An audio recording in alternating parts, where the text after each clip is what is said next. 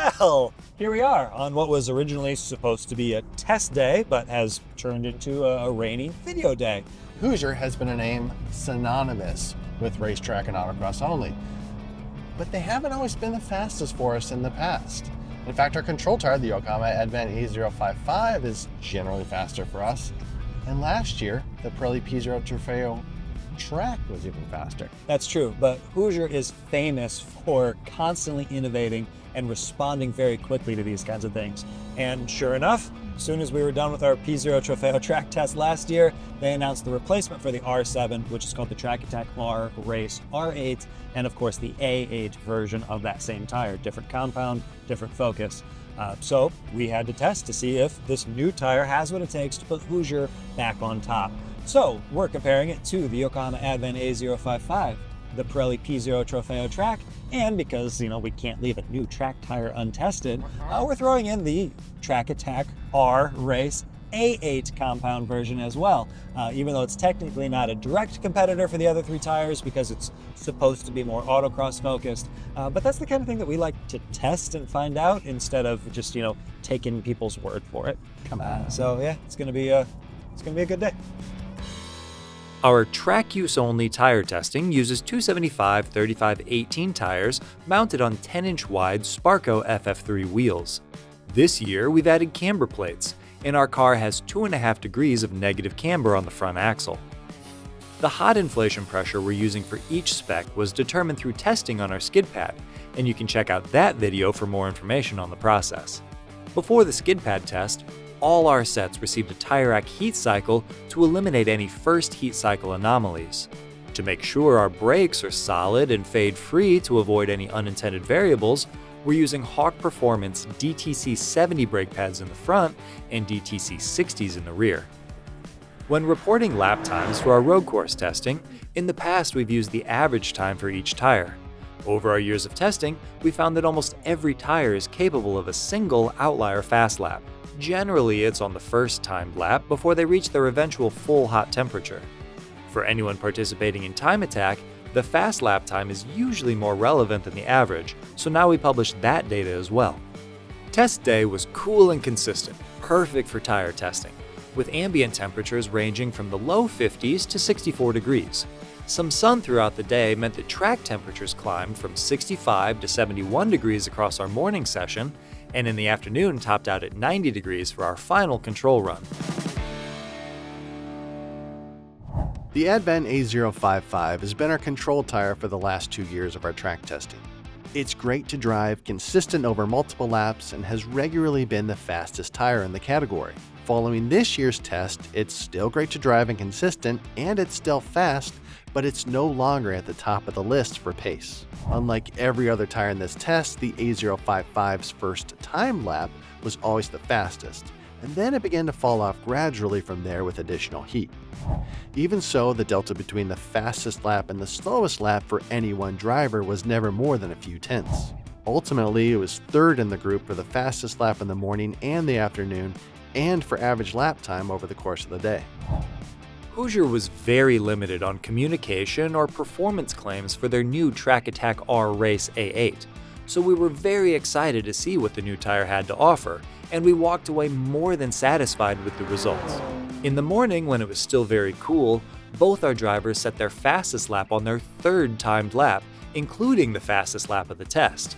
When the compound turned on, it was abrupt, and it delivered consistent laps with very little variance across the session.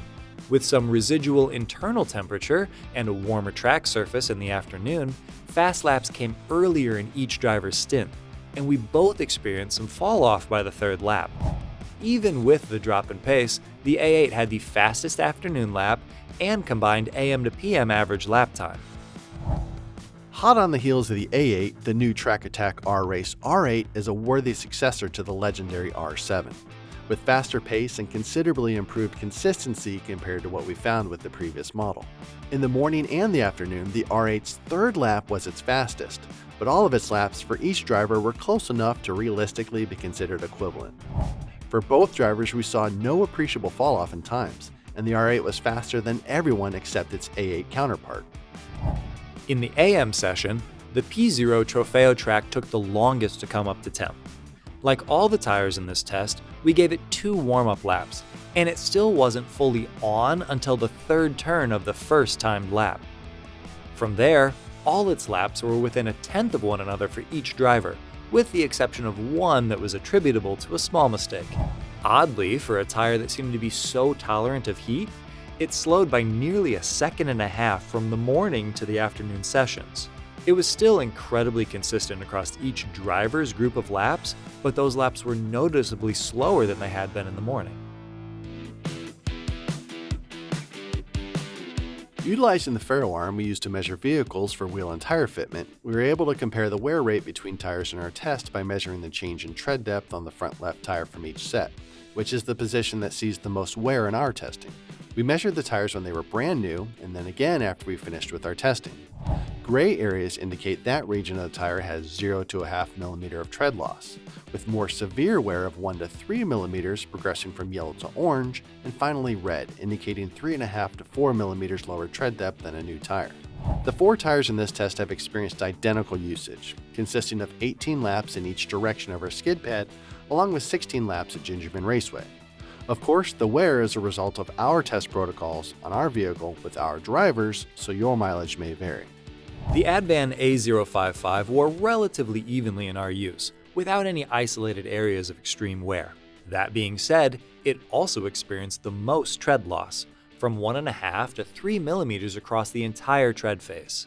The A8 doesn't have the prettiest scan because we managed to find some OPR on the way back to the pits following our last lap, but the general pattern is clear. It saw around 1 to 1.5 millimeters of tread degradation across the face, with concentrated wear of 3.5 millimeters on the outboard shoulder. With our admittedly mildly prepped test car, the impressive grip of the A8 and the R8 to a lesser degree likely led to more body roll than our 2.5 degrees of negative camber could counteract, rolling over the tire and wearing the shoulder through turns. Speaking of the R8, it wore very well in our testing. Across the majority of the face, we saw a 0.5 to 1 millimeter of tread loss, once again with more concentrated wear on the shoulder of 2.5 to 3 millimeters, though this could be reduced or eliminated with more vehicle prep. The P0 Trofeo track exhibited the least wear of the group. Even the outboard shoulder only saw about 2 millimeters of loss or less, and 0.5 to 1 millimeter was lost over the rest of the contact patch.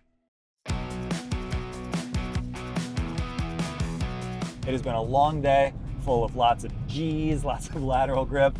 So the products in the test, 2 new Hoosiers, plus the Yokohama that we've used as our benchmark and control tire, and the Pirelli P0 Trofeo track, which was just debuted last year and was faster than the R7, the old Hoosier. But anyway, so it feels like for the longest time, you and I have been kind of the lone voices in the wilderness promoting this Yokohama tire, the Advan A055. You know, the whole market's always been all Hoosier, purple crack, Hoosier. The old Hoosiers, yeah. The old Hoosiers, right. Yes. And now I have been converted. I am now a believer. Right. A8 and R8, both of them, they're different slightly, but both of them were good and the 2 fastest tires in the test. The A8 was fastest best, fastest average. R8 was right behind it. Second fastest best, second fastest average. But like you said, their heat characteristics are a little bit different. The A8 was the fastest tire. In the morning it was fastest, in the afternoon it was fastest. We did see, interestingly, all specs, once they were used, had some drop off, and maybe that was track evolution, maybe that was driver evolution, whatever the case may be. But we saw about a second disparity between morning and afternoon in every spec, probably track changes. Our test protocols kind of give every tire the best chance to show what it's got. We do a warm-up, 2 warm-ups in this case. We do cool-downs. We're not out here lapping, 10 hot laps in a row. So it's not surprising the R8 and the A8. We're fairly close to each other. And your results. Cool day, right? Yeah, it was a cool day. So your results may vary in an actual competition setting where you're using the tire for their more intended purpose. But both of the Hoosiers were absolutely fantastic. Absolutely. Yeah, and A8, it all of a sudden, it just came in. It went from doesn't have a whole lot of grip to it's good, it's ready, and it's giving full grip.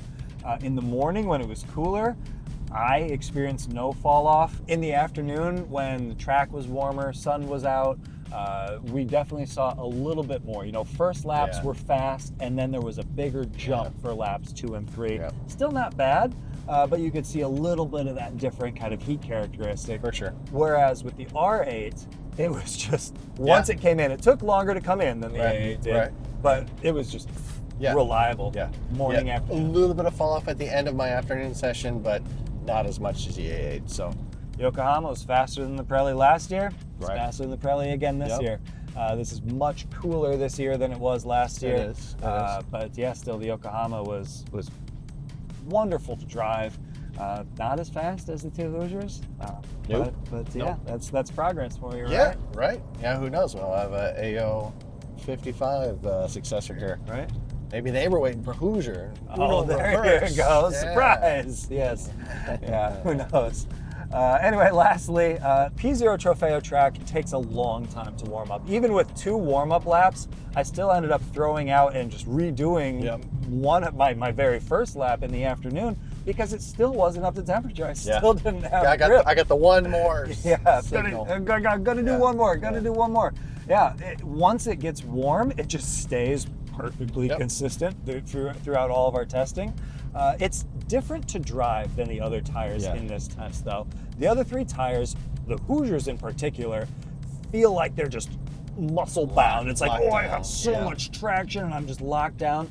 The Pirelli, you have to enjoy tail out. You have to enjoy. To be comfortable. Yes. Tail out. Not necessarily enjoy. You have to be good with it. Because if you try to drive it just super neat and tidy with the car completely under you all the time, it's slow. It's slower. Yeah, that's not the fast way to do it. It wants to be going forward and sideways at the same time. It lives for that combination grip. It took a little bit to kind of learn that too. Like you kind of had to test the waters a little bit, dip a toe in, like, oh, okay, like it'll hold this. I'm making good forward progress. And then all of a sudden, at some point, you're just like, all right, let's throw it in here and see what happens. Yep, this is the way it is now, and this is what we're doing, and then you just go for it, and you realize that it's there, it's going to save me, but it does take some getting used to. Right. So anyway, it has been real, it has been fun. We've got our wear report, we have lap times, we have subjective evaluations, talk about temperature. Man, this is just, we've covered, as far as I'm concerned, all the bases on this one, so I'm really happy with that. If you are looking for more videos from our experience up here at the racetrack, we have a Super 200 tire video, we have an Endurance 200 tire video, we have a Streetable Track and Competition tire video. Something for everybody. Something for everybody. They all have lap times, they all have wear. So again, we've tried to cover all the bases. So check those out. Give us more views. Be sure to like and subscribe. And as always, thanks for watching.